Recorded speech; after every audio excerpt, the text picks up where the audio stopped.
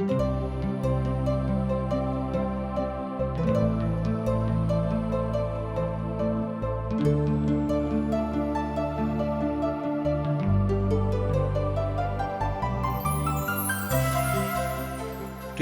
के द्वारा प्रस्तुत अशक इजोत में अहाँ के स्वागत कर रहल छी। यह कार्यक्रम मसीही परिवार के प्रार्थना के जयवंत आ फलवंत होबा के लेल बाइबल के सिलसिलेवार अध्ययन के लेल प्रोत्साहित करै छी। मुदा सब परिवार बाइबलक शिक्षा आ ज्ञानो में सुदृढ़ भ जाओ आ अहाँ सब जयवंत जीवन जिंदगी बिताबियौ। कृपया क देखू आ सुनू जायसँ परिवार के अहाँ के जीवन के ज्योति मिले, जायसँ आनंदित रहो। आशा के इजोत मैथिली कार्यक्रम में एक बेर और हम अहाँ के अभिनंदन प्रभु यीशु मसीह के मीठ आ पवित्र नाम में कर रहलो हैं। 20 अध्याय के बाद 21 अध्याय बड़ प्रतिकूलात्मक अध्याय अछि। एना हाँ कहियो कि प्रतिकूलनात्मक भावना के अभिव्यक्ति करैत अछि। हिजकिय्याह सर्वश्रेष्ठ राजा छलाह दाऊदक बाद, आ हुनक पूत ठीक तकर प्रतिकूल बड़ खराब एना हाँ बाजि सकलहुँ हैं कि सबसँ खराब राजा छलाह। एहि तरहक बात विद्वान सब मानैत छथिन, तहन हमरो सभक मानय पड़त, किएक तऽ विद्वान सब एहि बातक मानैत छथि।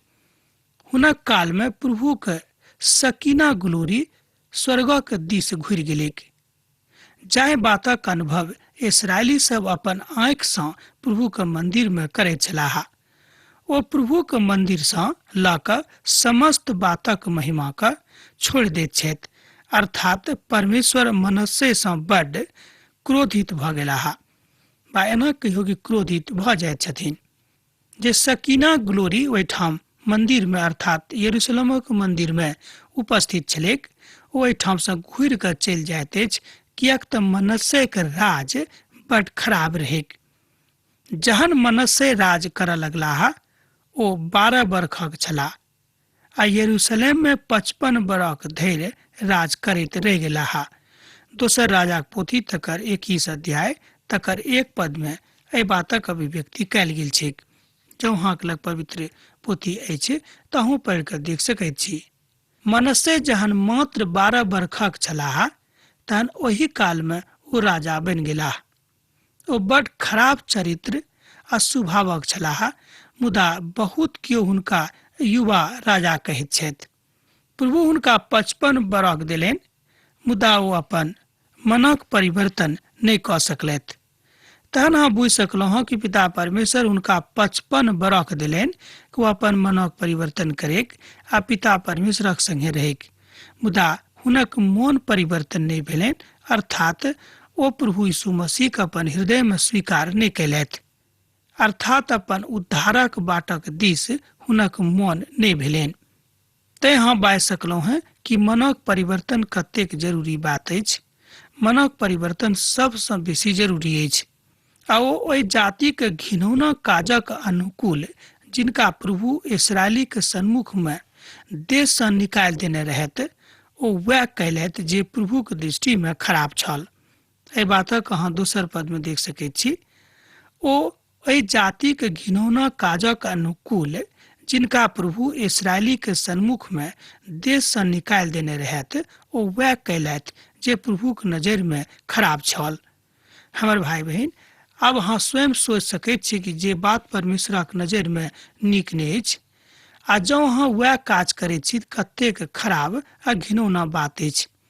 अर्थात मनुष्य ओतबे खराब छलाह जतेक खराब ओ जाति छल जिनका प्रभु निकालि देने रहथि। एहि बातक एहिठाम स्पष्टीकरण भऽ जाइत अछि। ओ पुनः ऊंच स्थान बनबौलथि, जाहि स्थान सभक हुनक पिता हिजकिय्याह नष्ट कऽ देने रहथिन। आ बाल देवता का आराधना आ पूजन आ हवन ओ पुनः आरंभ करा दैत छथि। एहि बातक अहाँ तेसर पद में देख सकैत छी। एकर मतलब यह भेलै कि हिजकिय्याह के पुत नीक राजा के रूप में उपस्थित नहि होइत छथि आ हुनक जिंदगी शैतानक गिरफ्त में आबि गेल छनि। हिजकिया ओ सब ऊंच स्थानक खत्म कऽ देने रहैत जाय स्थानक विषय में बतायल गेल छल। अब बाल देवताक पूजा पाठ बंद करवा देने रहैत, मुदा मनुष्य ओहि सबटा बातक पुनः आरंभ करा दैत छथि। एहिठाम ओ प्रक्रिया जे खत्म भऽ गेल रहै, ओ प्रक्रिया पुनः आरंभ भऽ जाइत अछि, जे प्रभुक नजरि में, प्रभुक दृष्टि में बड़ खराब छल, बड़ अपवित्र काज छल। आ ओ प्रभुक ओहि भवन में वेदी बनबोलैथ जकरा विषय में प्रभु बाजने रहैत जे यरूशलेम में हम अपना नामक राखब। हमर भाई बहन, एहिठाम हमरा लोकनि देखैत छी कि मनुष्य बड़ खराब खराब काज करनाइ अपन प्रभु के विरुद्ध में आरंभ कऽ दैत छथि। एहिठाम जेना लिखल गेल छै कि ओ बाजने रहत जे यरूशलेम में हम अपन नामक राखब, वरन प्रभुक भवनक दुनू अंगना में आकाशक उलगनक लेल वेदी बनबोलैथ। एहिठाम हमरा लोकनि देखैत छी कि जे काज करनाइ इस्राएली सभक लेल महान पापक संज्ञा अछि वा महान पाप छल, वह काजो करैत छथि। ओ मंदिरक दुनू अंगना में उल अगनक लेल वेदी ओ बनवा देलखिन। मनुष्य अपन मनमानी करनाइ आरंभ कऽ देलखिन, प्रभुक भवन में सेहो करैत छथि जे नीक नहि सीख। हमर भाई बहन, मनुष्य अपन मनमानी प्रभुक भवनों में करनाइ आरंभ कऽ दैत अछि, जे कतेक खराब बात थिक। ओ नाम जाय नामक लेल परमेश्वर कहने छलखिन हम अपन नाम एहिठाम राखब, तकरो हटाबे के फेरा में छथि। एहिठाम हमरा लोकनि देखैत छी कि प्रभुक चरवाहा ओ नहि करैत छथि, अर्थात प्रभुक चरवाही में रहनाइ ओ नीक हुनका नहि लागैत छनि। हमर भाई बहन, प्रभु हमरा सब गोटे के चरवाहा छथि, तैं हमरा सब गोटे के प्रभु के चरवाही में रहनाइ बड़ जरूरी अछि। कियाक तऽ प्रभु यीशु मसीह कहैत छथि कि हम अहाँके नीक चरवाहा थिकहुँ हैं। हमर भाई बहन, जन हमरा सभक संगे हमर नीक चरवाहा छथि तऽ हमरा सभक डराबै कोनो आवश्यकता नहि थिक। मुदा इस्राएली सब ई बात ऊपर विश्वास नहीं केलखिन। अब पुनः ओ अपन बेटा के आगि में होम बलि कऽ के चढ़ौलैथ आ शुभ आ अशुभ मुहूर्त माननाइ आ जादू टोना करनाइ, ओझा आर ओहिठाम सिद्धि वाला पुरखक जकाँ व्यवहार करय लगलाह। मुदा ओ एहन काज कैलैथ जे प्रभुक नजर में बड़ खराब रहनि, जाहिसँ ओ क्रोधित होइत छथि, अर्थात परमेश्वर। एहि बातक 6 पद में देख सकैत छी, जँ अहाँके लग पवित्र पोथी बाइबिल अछि। अर्थात ओ अपन स्वार्थक पूर्ति के लेल अपन बेटा के हवन में चढ़ा दैत छथि। देखियो कतेक घृणित काज करय वाला ई आदमी छल। वो अपन बेटा के अपन स्वार्थक पूर्ति के लेल हवन में बलि चढ़ा दैत छथिन। हमर भाई बहन, एहि तरहक लोग ओहि काल में रहे कि जेना कि आजुक दिन में हमरा लोकनि कतौ कतौ एहि तरहक लोकक देखैत छियनि। पद 7 में और पद 8 में प्रभु के दयाशीलता हमरा सब देख सकलहुं हैं। मुदा ई दुनू पद मनुष्य के ओहि कारगुजारी के बखान करैत अछि जकरा विषय में प्रभु का नहीं करबाक चाही। मुदा इस्राएली सभक लेल ओ बात बड़ खराब छल जे ओ कैलैथ। आगूक पद 10 में सँ लऽ कऽ 13 पद धरि में प्रभु अपन वाचा के विषय में बता रहल छथि और मनोभावक प्रकट कऽ रहल छथि। एहिठाम प्रभु के क्रोधक दर्शायल गेल अछि। पद 10 सँ लऽ कऽ पद 13 में ओ प्रभु अपन वाचा के विषय में बताबैत छथि जो इस्राएली सभक संगे कयने छलखिन। हम अहाँके एक बेर और स्मरण दिया दैत छी कि पिता परमेश्वर अपन वाचा के हुनका सभक मध्य में राखलखिन आ बतौलखिन कि जेना हम अहाँके कुल पिता इब्राहिमक संगे आ इसहाकक संगे आ याकूबक संगे छलहुँ हैं, वही तरह हम अहूँक संगे रहब। एहि बातक पिता परमेश्वर हुनका स्मरण दिया रहल छथि कि अहाँ किनक धिया पुता चिकहुँ हैं आ अहाँके की काज अछि। हमरा सब कहियो कहियो एहि बातक बिसरा दैत छी जे हमरा सब केकर धिया पुता थिकहुँ। ई काज मनुष्य जाति कहियो कहियो बिसरा दैत छथि। तहन मनोभावक प्रकट करय वाला ई प्रतीकात्मक बातक हमरा लोकनि एहिठाम देखैत छी। परमेश्वरक महान दास एहि बातक एहिठाम एहि तरह अभिव्यक्त करैत छथि कि जे केओ परमेश्वरक महिमाके नहि बुझैत छथि तहन ओ कोना हुनक वचनक ऊपर विश्वास कऽ सकैत छथिन। एहि कारणे इस्राएलक प्रभु परमेश्वर एना कहैत छथि, सुनू, हम यरूशलेम यहूदा पर एहन विपत्ति आनब चाहैत छी जाहिसँ जे केओ एहि बातक समाद सुनताह ओ बड्ड बड़का शून्यमे आबि जेताह। एहिठाम परमेश्वरक क्रोधक दर्शायल गेल छै 12 पदमे, जेना हम आरंभेमे कहलहुँ हैं। पद 12 परमेश्वरक ओहि क्रोधक बताबैत अछि जाहि क्रोधक करनाइ प्रभु नहि चाहैत छथि, मुदा हुनका ई तरहक क्रोध करऽ पड़लनि। एहि कारणे इस्राएलीक प्रभु परमेश्वर एना कहैत छथि, सुनू, हम यरूशलेम आ यहूदा पर एहन विपत्ति आनब जाहिसँ जे केओ एहि बातक समाद सुनताह ओ बड्ड बड़का शून्यमे आबि जेताह। अर्थात जीवित परमेश्वरक केओ धोखा नहि दऽ सकैत छथि। एहि बातक कनिक ध्यान दियौ कि केओ जीवित परमेश्वरक धोखा नहि दऽ सकैत छथि। ओ अपन सर्वव्यापी परमेश्वर अहाँक मनक व्यवस्थाके जानैत छथि और अपन प्रभुक महिमामे अहाँ आगाँ चलि सकलहुँ हैं, मुदा अहाँ हुनका धोखा नहि दऽ सकैत छी। हमर मित्रवर, जेना हमरा लोकनि बेर बेर एहि बातक सीखैत छी कि केओ परमेश्वरक धोखा नहि दऽ सकैत छथि। अहाँ रहू बाय हम रहू, केओ रहे केओ परमेश्वरके धोखा नहि दऽ सकैत छथि, किएक तऽ प्रभु सर्वज्ञानी छथि, सर्वसामर्थी छथि आ सर्वमान्य छथि। एक गोटेके नहि मानलासँ किछु नहि भऽ सकैत अछि। हमर भाई बहिन, एहि तरह हमरा सभक बड़ जरूरी अछि कि हमरो सब प्रभुक संगे रही। आमोनक छोट राज्यक काल 18 पद बताबैत अछि जे दुष्ट रहत, चरित्रहीन रहत और प्रभुक नजरिमे खसल मनुख रहत आ एहि कारणे हुनक मृत्यु भऽ जाइत छनि। मनस्सेक मृत्यु के बाद हुनक पुत्र आमोन राजा भेलाह। हम 18 पदक के अभिव्यक्ति के एक बेर और अहाँक सन्मुख में राखे के इच्छा राखैत छी। 18 पद बताबैत अछि जे ओ दुष्ट रहत, चरित्रहीन रहत और प्रभुक नजर में खसल मनुख रहत आ एहि कारणे हुनक मृत्यु भऽ जाइत छनि। मनस्सेक मृत्यु के बाद हुनक पुत्र आमोन राजा भेलाह। हमर भाई बहिन, जन हमरा सब एहि तरहक बातक देखैत छी तऽ एहि तरहक बातक कारणे हमरा लोकनि खसैत छी।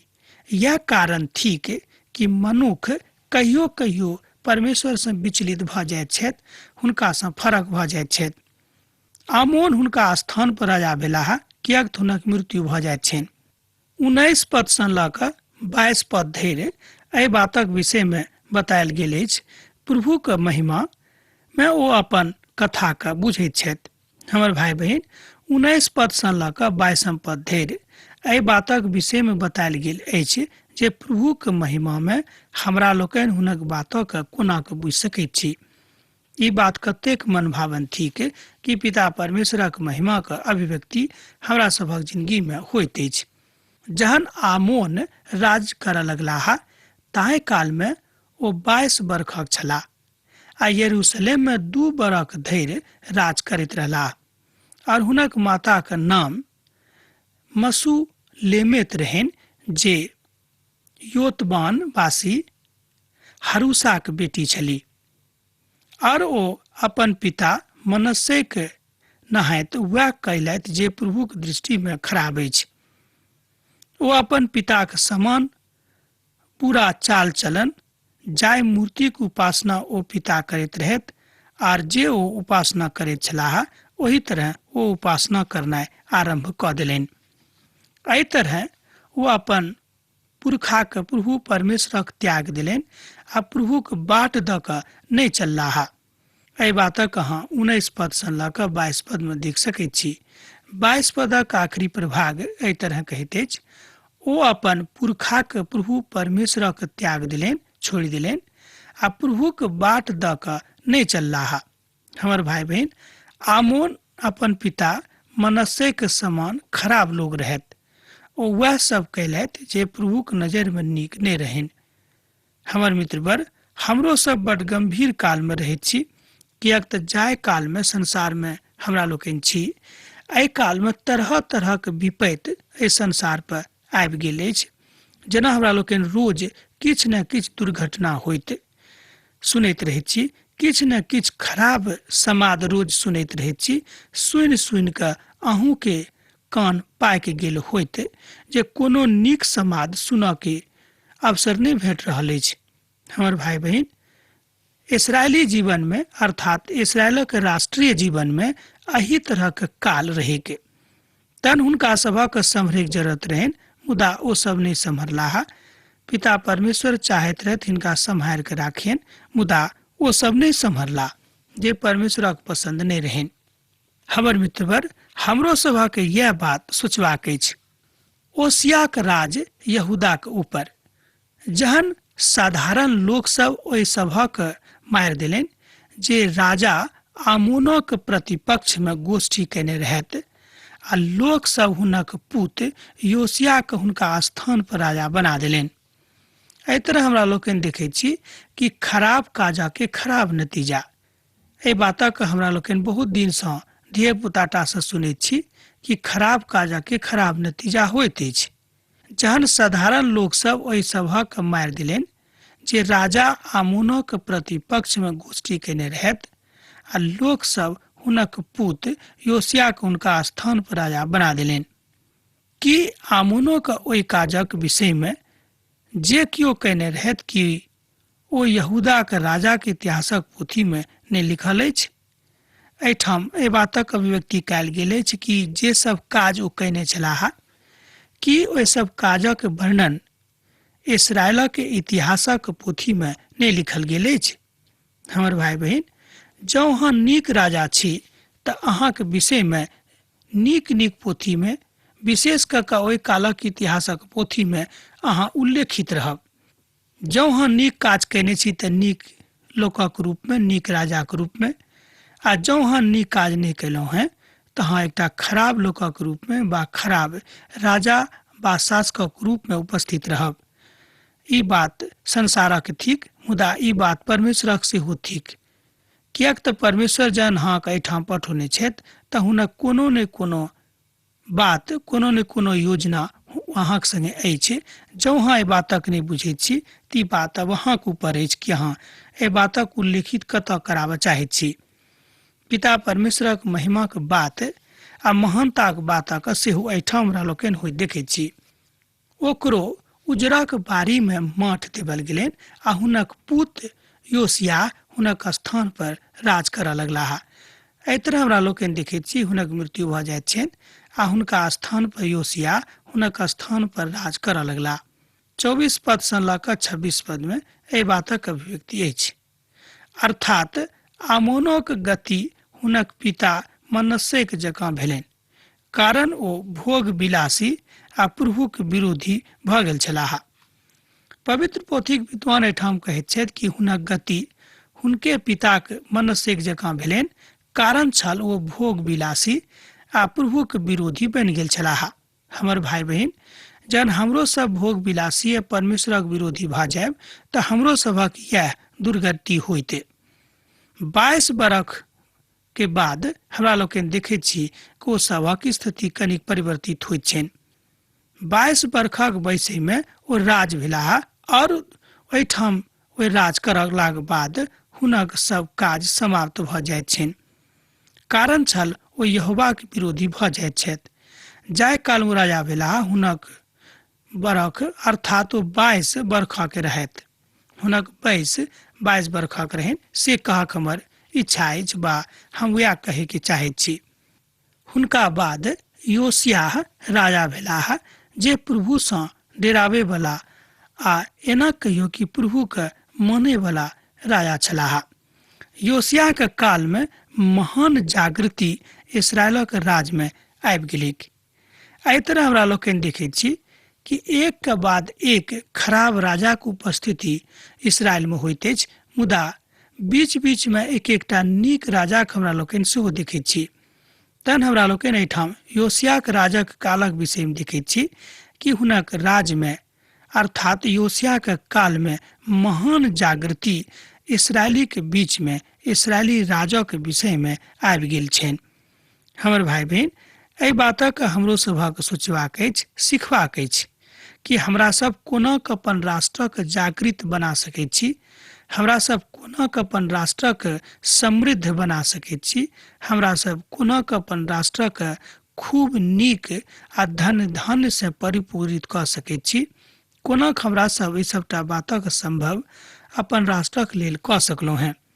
हमर मित्रवर, ई बात तहने संभव होइत जहन हमरा सब परमेश्वरक ऊपर विश्वास करनाइ आरंभ करब आ जे आज्ञा प्रभु दैत छथि हुनक आज्ञाक अनुसार राज करब।